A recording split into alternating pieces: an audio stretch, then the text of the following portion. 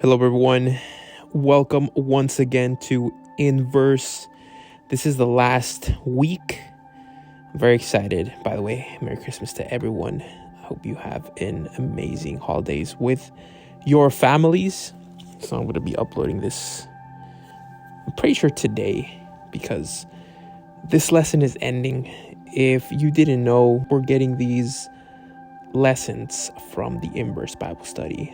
So if you're curious to go and follow along, you can make sure and go for it. So we're going to start off, go tell the world. This is the last lesson of our In Verse Bible study. And this week's passage was Matthew 28, right? So it was just Matthew 28, 19 to 20, which, as all of you know, it's the Great Commission. And it was just those two passages. I like to use the NKJV because the KJV, I can't understand it. I like to read the New King James Version. What I like to do is I like to read the whole chapter. I can have a broader understanding of what the context is, right? Most churches can pretty much agree with the Great Commission. Now, I like to read the whole chapter. It's the 28. And if you go with the 28, you see that this is a pivotal moment. Other people that I'm not going to name that discredit the resurrection of Christ don't believe it's actually true, the resurrection of Christ. And we're going to start off with our early missionaries went to unreached countries with an unpopular message. How does this compare to our vision of missionary work today? I believe it compares to our vision work today because we see that the people in the past, what they had to go through. When you have someone who paves the road, it's easier to follow than being a pioneer. Pioneers, they have a mindset different from multiple people, kind of like being an entrepreneur than an employee. Entrepreneurs like risk. They like high risk, high reward. They are more willing to sacrifice. They don't care about safety. Most employees, they just want a steady paycheck. They want comfort, security. There's nothing wrong about that. I'm not saying it's wrong. I'm just saying that each person has a different mindset.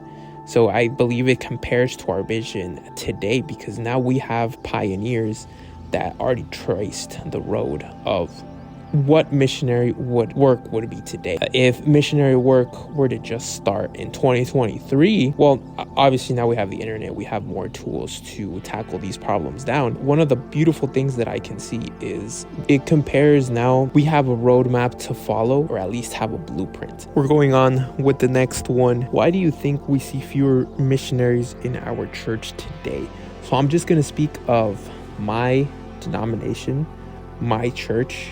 I'm pretty sure if you're from a different denomination, you have another answer. But for us, I believe leaders shied away from the idea after 1844, that message. I see sadly that we are more interested in cookie cutting the gospel. God is going to forgive you. God is love. And that's it. That's what I see in my community. Maybe in different parts, it's different. I know that there's other countries where my denomination does have a heavy exposure to missionary work. In my community, in my denomination, this part, I don't see a lot of missionary programs. People of my age bracket, they're not interested in that. They're more worried in their future. They're more worried in their studies, their degree, they're making their money up. And missionary work is not something that urgent. I would even add another layer. The parents don't play a crucial role in telling their kids to do missionary work because maybe they didn't do it. So that's why I believe we see fewer missionaries in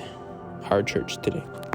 How does connecting God's power with the Great Commission affect your understanding of our ability to fulfill it? The first thing I thought was, this question makes no sense, but you have to kind of break it down to understand what it's trying to tell us. If you connect God's power with the Great Commission, going out and speaking to people is less troublesome. You're less nervous. Your nervousness levels come down because I can use the example of Moses told God, he said, why are you sending me? Why Why should I even be sent? I don't know how to speak, And then God was, did he get mad? I don't remember if he got mad, but he said, well, don't worry, you're not going to go alone. You're going to have Aaron. You're going to have your brother. He's going to speak for you, but I'm going to be with you too. So if you connect God's power to the Great Commission, it says in the chapter 18, go therefore, 19, make disciples of all nations, That seems intimidating, right?